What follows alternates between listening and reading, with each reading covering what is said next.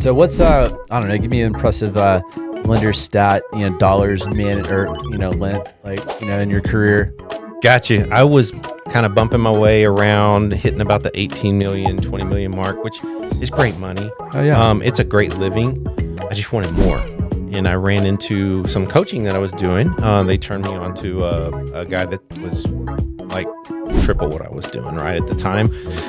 And I just went and joined forces with him, and he taught me. And I remember that was 2019. And I went from like 18, 20 million up to 42 million. Hell yeah. And then, 2020 hit. Crazy refi boom, right? I remember when 1 month I hit 10 million in 1 month, and that was a milestone for me. There's people doing that all the time, right? But that was a milestone for me, and I didn't want to ever turn back. Can't say that I've done it again since then, but that's my goal now. I mean, welcome back, Taylor Wadehofer Show. Jeff Seeley, sir. Hi, stuff, man. How are you doing? I'm doing great, dude. I'm so glad that you're in studio with me today. We go back 10 plus years. Longer, yeah. Probably longer than that. Oh, wait. Quick intro, and then we'll kind of get into some good stuff. Been in the mortgage business since 2002. From Houston, Baytown, raised before the mortgage business in the refinery world for a little while. Yes, sir. Tell me about that, man. What'd you do there? Yeah, man. So I was just trying to find myself, right? So got out of high school, went to a full year of college, and that just, man, it wasn't for me. It just wasn't for me. I had a full ride scholarship, 4 years, and it just wasn't for me. So I ended up coming back home into Baytown and got pushed into the refinery world, which, you start out as a helper, electrical helper, and kind of work your way up if that's what you want to do. So makes sense. Yeah. Did you go to Lee? Sterling? Yeah. Come on, man. No Lee. No Lee. I went to Lee. But in the Galleria. Yeah, there you go. And I would get asked all the time, where do you go to high school? And I'm like, I go to Lee. And they're like, in Baytown? And these questions were coming to me in the Galleria. I'm like, there's a Lee like 2 blocks away. Why? But y'all had a killer football team or some shit. Yes. Is that what it was? Yeah, Sterling kind of beat them when I was there a lot. So we won't talk about that. Okay. I digress. All right. Did you play? No, sir. Soccer. Yeah. All right. Soccer the whole time. Fantastic. Yeah. Well, cool, man. So, shout out to Monica, beautiful wife. Yes, sir. How many years you guys been married? 23. We're going on 23, man. We kind of met, and then I fell into the mortgage business via her, and we haven't turned back yet. So she was in first? Yeah. Believe it or not. Yeah. Monica got you in the business. Yeah, man. Yeah. In a roundabout way. So we were all hanging out. She has a really good friend, and her friend's boyfriend at the time was in the mortgage business, right? Every time I saw this dude, he was in shorts, flip-flops, Hawaiian shirt, and absolutely crushed. I mean, money just falling out of his shorts, right? And I'm going, if this guy can do that, I can absolutely crush it, right? Yeah. And so it ended up that he got her a job at the mortgage company as a junior processor, just starting out, shuffling papers. Sure. And I went up to his boss one day and I said, listen, man, I'm just going to be honest with you. My bills are $2,500 a month. And if you can pay me that, then I want to come work for you. And he's like, can you start tomorrow? Like that, because back then that was nothing. And it's still in the business is not hard to do, right? It's just one more loan. Mm-hmm. And so that's how we got going. And I just sat there and learned and listened and fell on my face and got myself back up and got after it. You know? I don't know. Take that back. I know of one guy who has ever said that he wanted to be a loan officer in his life, and that the guy's right now he's a processor. And but besides that, you kind of luck into this job, really. You do. I hear that a lot with just agents in general, like same thing. And nobody has the plan to be a real estate agent. You'll hear them every once in a while, and a lot of the stories are similar. Had a bad experience, or somebody went through it, probably me, and I didn't understand all the moving parts, so I was like, I could probably do better. Like you, with the guy was Hawaiian shirt. You're like, okay, if this guy could do it, like that's how I got my start in Cutco too. I was like, if that dude could sell all that, yeah, exactly, right. And that's awesome. I mean, I think that is a natural born salesperson because they know that they can do better than the person that they saw do it, and they just go for it. And then there's somebody that's going to say that they're better than you at it, and they're going to go for it. And if you can come alongside them and cheer them on, both of y'all are winning. Hell yeah. Both of you. There's so much freaking business in what we do, dude. Like, you couldn't do it all yourself. Why not share that with someone and bring them up to the next level? So Yep. that's just what I do in life, bro. Yeah. It's so important. So what's I don't know, give me an impressive lender stat, dollars or lent, like, in your career. Gotcha. Loans originated. So I was kind of bumping my way around, hitting about the 18 million, 20 million mark, which is great money. Hell yeah. It's a great living. I just wanted more. And I ran into some coaching that I was doing. They turned me on to a guy that was like triple what I was doing right at the time. And I just went and joined forces with him, and he taught me. And I remember that was 2019. And I went from like 18, 20 million up to 42 million. Hell yeah. And then, 2020 hit. Crazy refi boom, right? Right. I remember one month I hit 10 million in 1 month, and that was a milestone for me. There's people doing that all the time, right? But that was a milestone for me, and I didn't want to ever turn back. Can't say that I've done it again since then, but that's my goal now. I mean, that's what I want to strive for. Damn straight. Good for you. And still have a family. A lot of people will just kill themselves in this business, and they're done at 65, 70 if they get out of the business at all, because it's almost like an addiction to be in this business, right? Yeah. And they have poor health.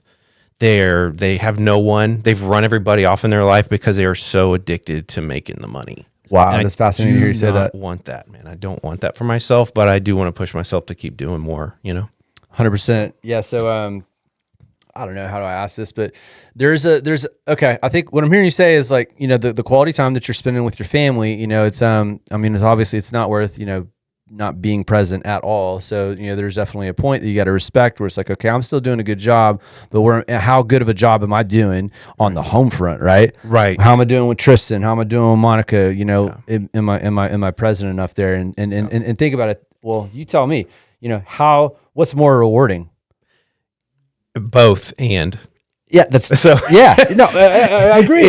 But I feel like yin and yang almost. Yeah. Right. Well, and here's why I say that. Right. So I told you Monica got in the business, and then I started in it, and then she went and got into oil and gas, and doing admin assistant and receptionist and all these things. Yeah.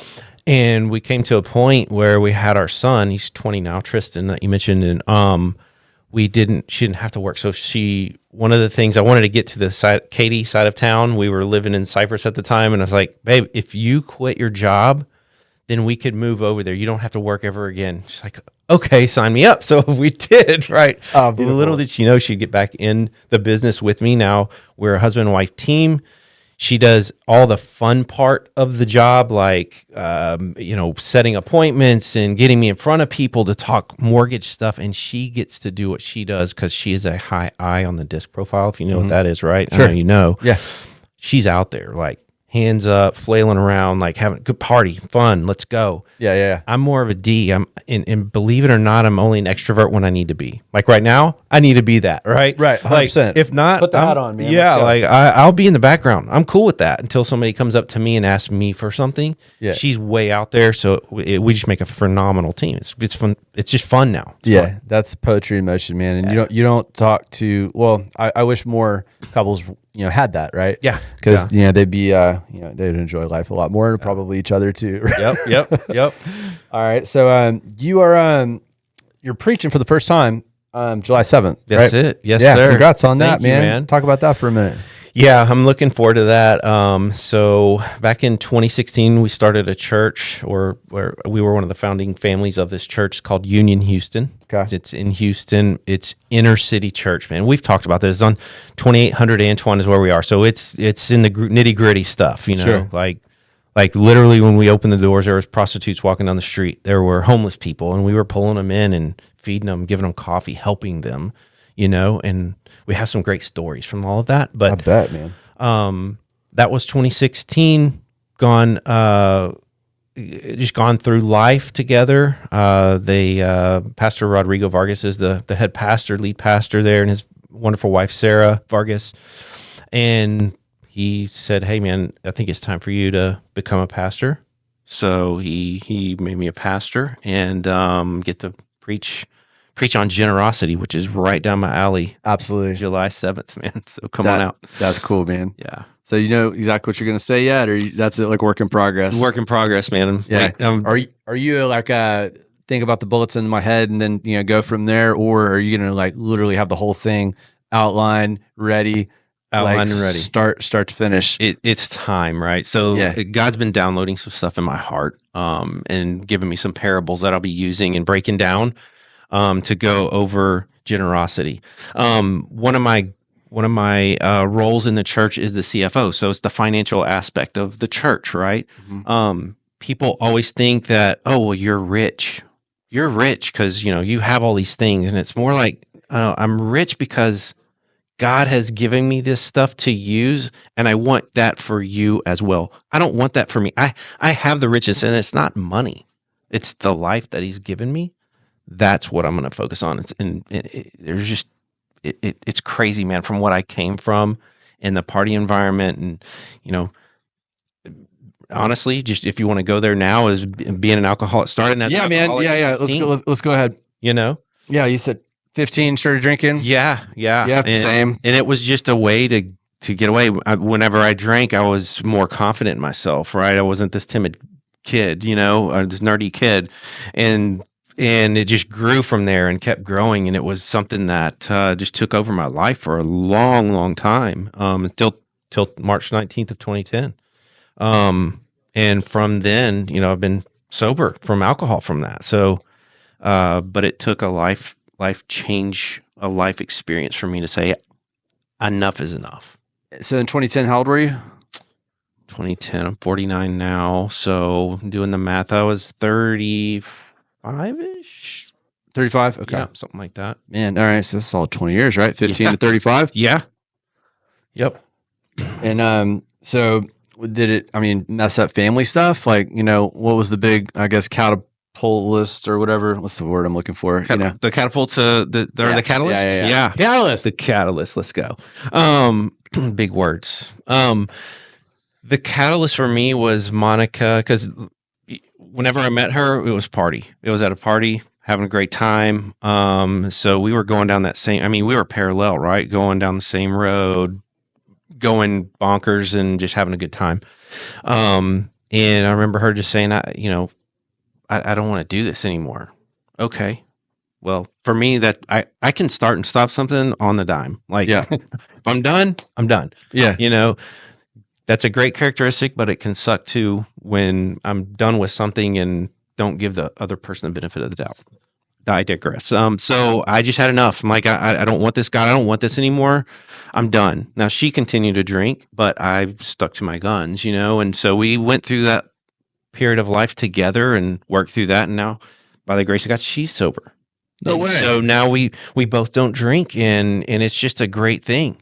We are on the same wavelength. Took some years to get there. It took a lot of blood, sweat, and tears from both of us, but here we are, and it's great to have a sober mind. How many? Oh, I believe you. How many years later did she make the transition? That's a great question. I want to say that was 2015 or 16, I believe. Gotcha. So yeah, it was years there, and she said, "Hey, I can't keep doing this." And she goes, "I don't want to do this anymore." So she got help, and here we are, So it's fantastic. Are you a fan of AA meetings? So I quit cold turkey. I am a fan of those. Monica ended up going through that, and babe, I'm telling your story, so I love you, but there's your part. And she doesn't hide from that, but I do. I think that's a great spot, because with me just quitting cold turkey and not going through that, I held on to baggage that later on I was able to get rid of through some other programs that we've done. But yeah, I it's a great starting point. Yeah, good buddy of mine in Nashville doesn't drink. I don't know. I think he gave it up in his early 20s or something. Yeah. I remember I was asking him, we were at a bar having a good time. I'm drinking. He's not drinking. I'm like, I didn't realize he wasn't drinking because he's just life of the party also. I'm like, Matt, why don't you drink, man? He's like, make bad decisions, get too drunk, try to sleep with other people's wives. It's not a good look. It's probably better that I don't drink. I was like, okay, respect. But I digress. No, so he in AA, like he it's like a hobby for him. It's a fun thing. Like he'll say it like, hey man, I'm gonna go stop by. It's just a fun deal. Like if he has free time, he'll go find an AA meeting. You know what I mean? It's like he gets a little juice out of the deal. And I was like, it was just cool, right? To it's not like it didn't have to be this, depressive, trying to get your life back together. I have to go here. I don't want to go here type of thing. Yeah. For him. And he's all about it. He loves the sobriety. And I'm like, more power to you. I'm glad you brought that up, man. And that stuff sticks with me in other parts of my life, right? Like I don't go to AA meetings, but I'm for them, right? The person that needs that kind of help, let's get you something going, right? The one thing that in AA is, hey, once an alcoholic, always an alcoholic. I just don't want that. I don't associate with alcohol like that anymore. So I don't look at myself as an alcoholic anymore because I broke that. Now, some people don't agree with that, and that's okay. It's a blurry line for me too, man. Yeah. I can't figure it out. Like, cause he'll still say that the guy hadn't drinking forever, and he's like, I'm an alcoholic. I'm like, I don't. Yeah, I'm missing something. But it's I don't get label, and it. Yeah, I don't know. I respect it, but 100%, dude. 100%. If that's what stops you from doing something that's hurting you, who am I to say exactly? Otherwise, all day long, your life, right? Yep. So, and I'm glad you brought that up because you invited me about a year ago, and I think it was an excuse kind of, but it was my kid's afternoon schedule. I couldn't do it. It was like an 8-week program, men's group deal that you're a part of. Super curious. So tell me a little bit about that. How long have you been involved? Like what's the deal? What's going on there? Cause I know there's a lot going on there. Dude, it's a big part of your world. It's so good. It's called Freedom. That's what it's called. Freedom. Pretty legit name. 12 weeks. And you're just 12 working weeks. With some, it's either couples or there's a men's group or a women's group, but you break off, right? To the men go to here and the women go here and talk through things. That's cool shit. I mean, you're breaking shit down, dude. Like you are getting in there to past abuses, child abuse, sexual abuse, these things that have attached themselves to you. Mm-hmm. In church world, we call them like demons, or we call them these things, something that is not of you, but you don't know what they are, right? And you just start peeling those onions layers back, man, until you get to the very core of things. And you get to see, hey, this isn't all just me. Those are things in my life that have happened to me. I want to deal with them right now. And here's how, right? And we walk through that. And at the end, there's this conference. It's so eye-opening, man. There's so much that goes on. It's so many questions. All right. So how many people are in the group? In the men's group? It depends. I'll go one at a time. So 12-week program, the last one that you went through, how many guys were in it? So on that one, we had 7 guys. 7 guys. Sometimes there's 10. Sometimes there's 25. It just depends. How many times have you done the 12-week program? Fourth time. Mm-hmm. All right. Because I remember you said that, you'd done it, but previously and we're doing it again. So I was like, oh, that's good shit. You're going back. Well, and I'm facilitating too now, right? So I'm helping these guys go through it and breaking it down. And it's just, once you've been through it, I don't have anything to hide from. Like, here's what happened to me, and people are like, "Oh my gosh, here's how I view God. Here's why." And like, I never thought about. I thought of him as mean and stuff because, and this is me because that's how my real dad was to me, right? That's what I thought of him. So that's what I think of the higher power in my. Say that again. Who was mean? You thought your dad was mean, so God was mean? Yes. Okay. And that's how a lot of us look at our father, like the father figure, right? Like God, he's mad at me because I didn't perform certain things, and he's madly in love with you for who you are because he made you. Mm-hmm. Like he's not mad at you. Can you work on some things and fix those so that you have a better life for yourself? Of course. That's what he wants for you. He wants the best. And a lot of people are like that because of the father figure they have in their own life, Did you resent your dad growing up for being hard on you? Yeah. Well, so my real dad left me when I was 2. So I really didn't know him. Damn. But I would go and visit him every other weekend because court order, right? That's what they did back in the 70s and 80s. They didn't get all this other stuff. Okay. Well, then he was still in your life. Every other weekend. Okay. From Friday to Sunday.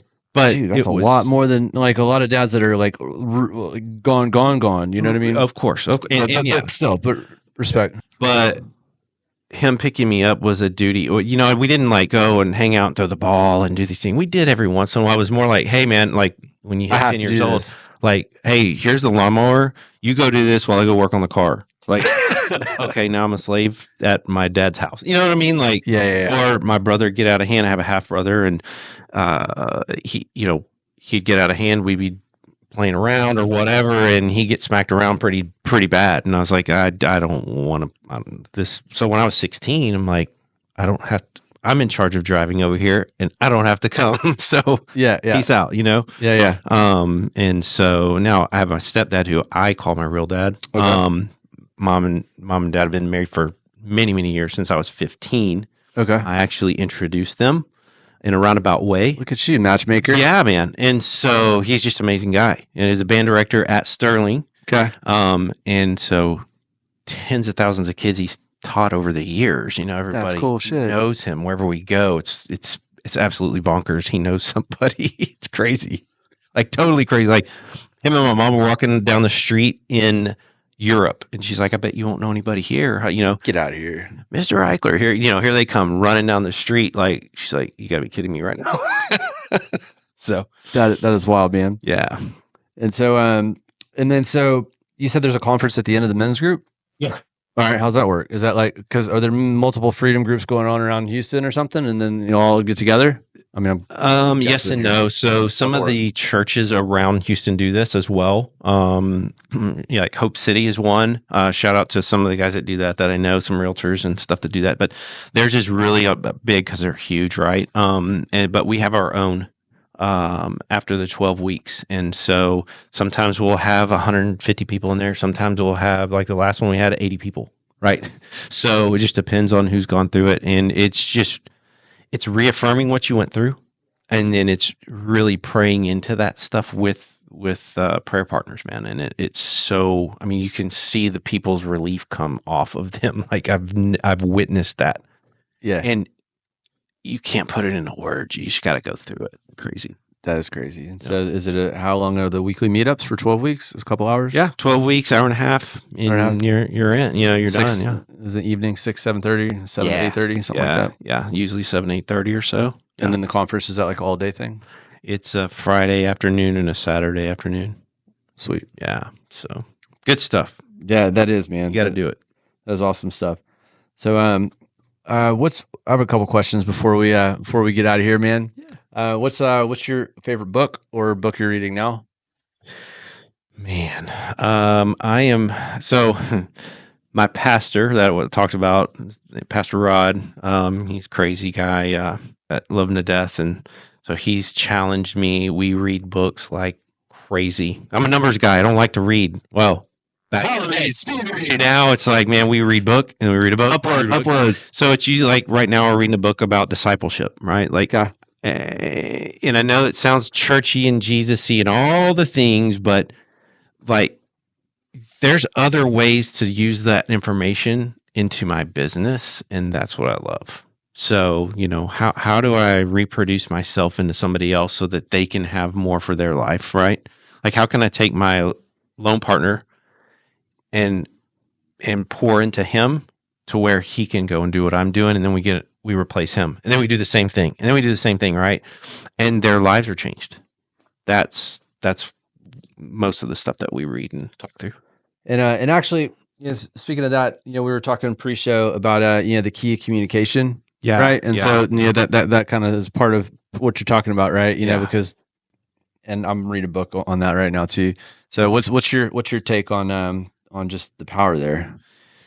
Listen, our business is hard enough, right? Mm-hmm. Real estate is hard enough. We've got, just juggling balls. There's so many people that touch a loan, that touch a borrower or a seller or a buyer. You know what I mean? Like, there's so many people that are involved in this thing.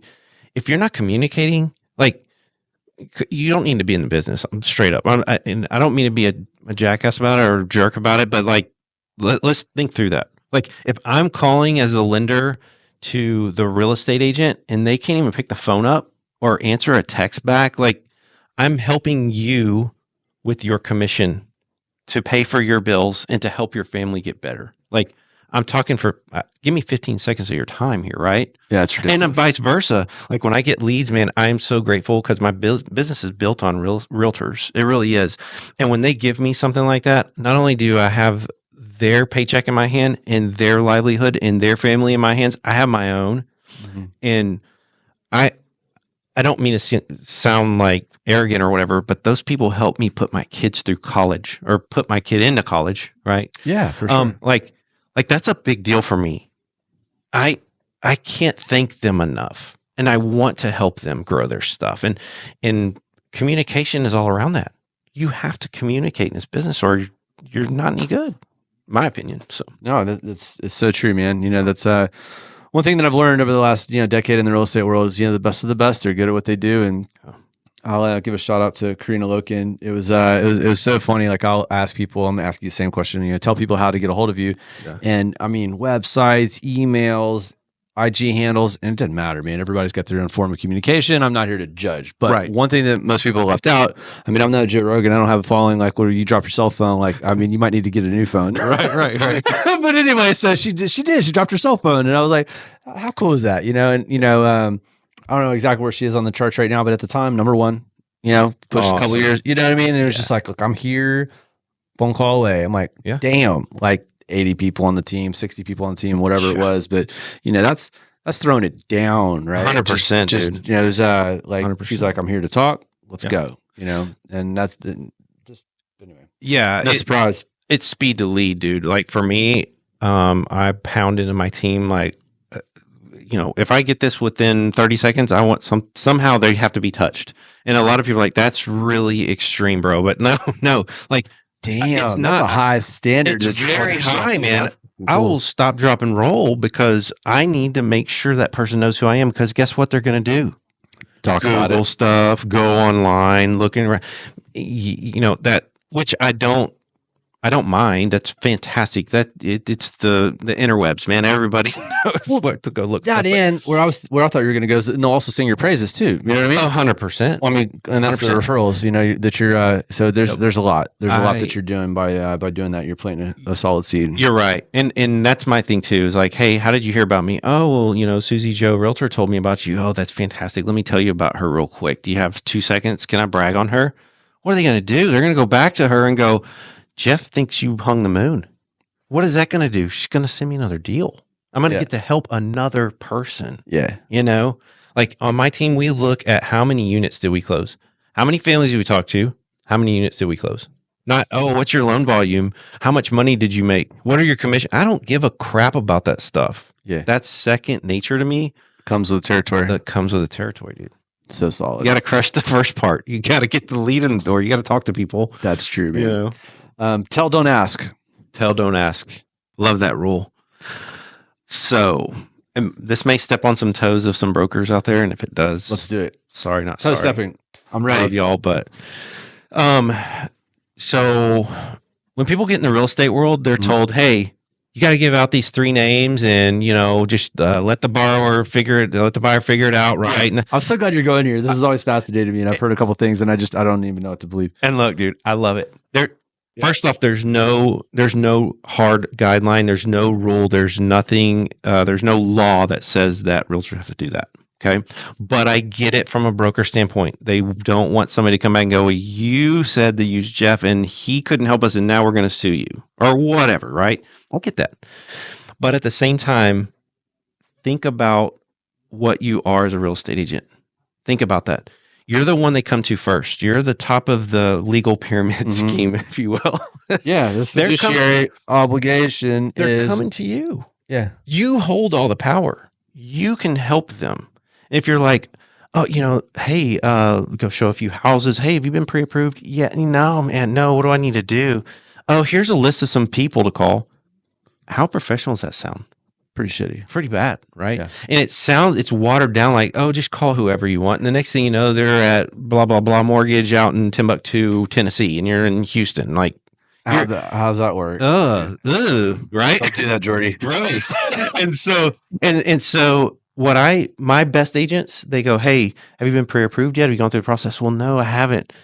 Listen, I'm going to have my loan officer, my trusted professional, the guy that I trust that has helped so many people, I'm going to have him give you a call. And then they pause. What's the person going to say?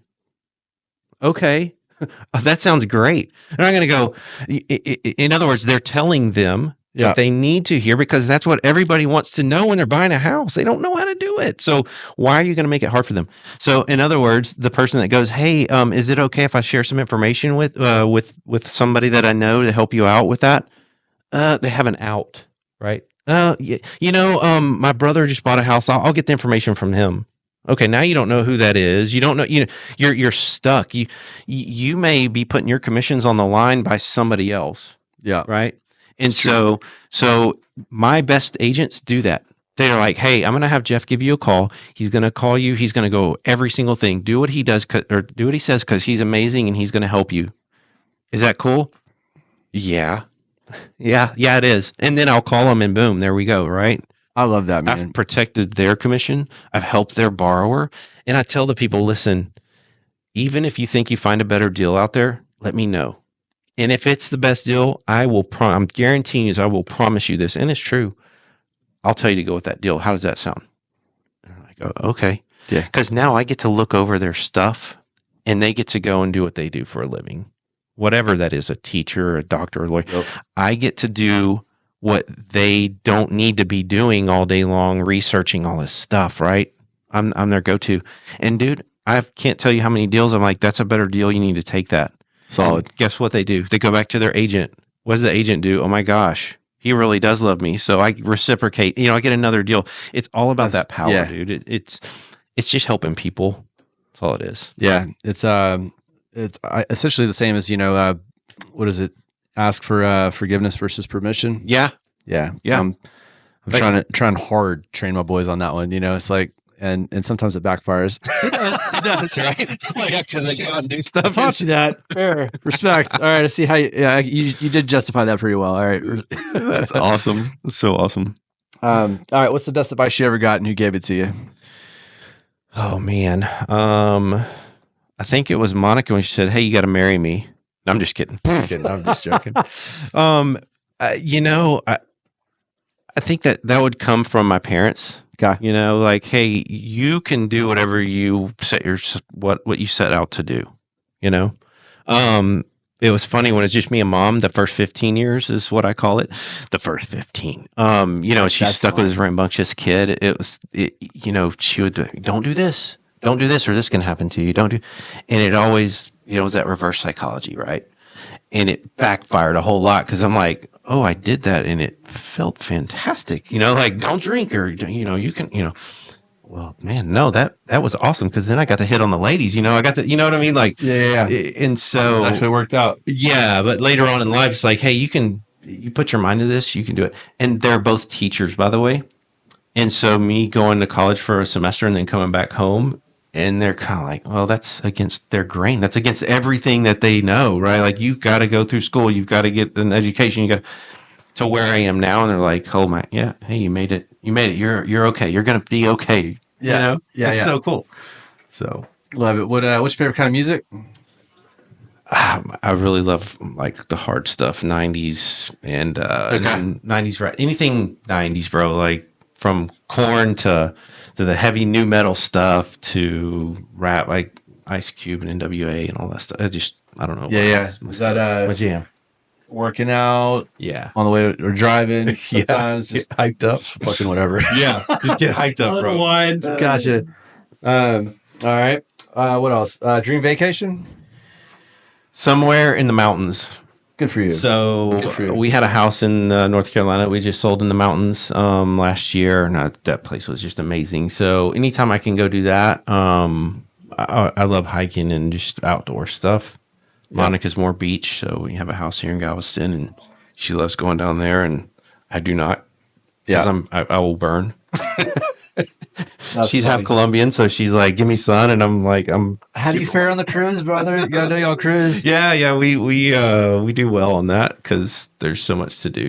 She gets her sun, and I can go chill. And then shades real close. Yeah. You can just figure that out. Okay, I go to cigar bar. She goes to the pool. Everybody's winning. Everybody's loving life. Yeah. There you go. Do y'all gamble on the cruise ship? No, No gambling. I just, it's not because, it's against the religion and all that. It's not that. That's It's, my next question. I was wondering if that. no, man, I don't know how to do it. And B, I'd rather go buy a watch or something with my money, and I won. I won something. Yeah, because you're spending about as much as a watch would cost in entertainment. So Right. and for some people that's the juice. So hey man, I get it. I whatever. Get it. Yeah. You cruise however you want to. That's it. Yeah, That's it. I love it, man. I'll move out of your way. You do it, man. Let's have fun with you. Let's watch it. What's your favorite restaurant in town? What do you like to eat there?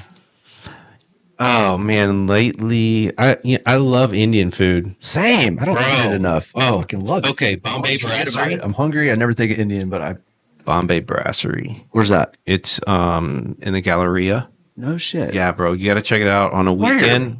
What streets? On the weekend. It is 610 in San Felipe. Okay, I dropped on by the 1,000 times. Not on the Galleria side, on the other side. Out just inside the loop. Yeah, All right. like right there, dude. Okay. You got to go on a weekend because it's buffet. Oh man, you slap your grandma. It's so good. There you go. Love it, man. Tell people, please, how they can get a hold of you. Yeah, man.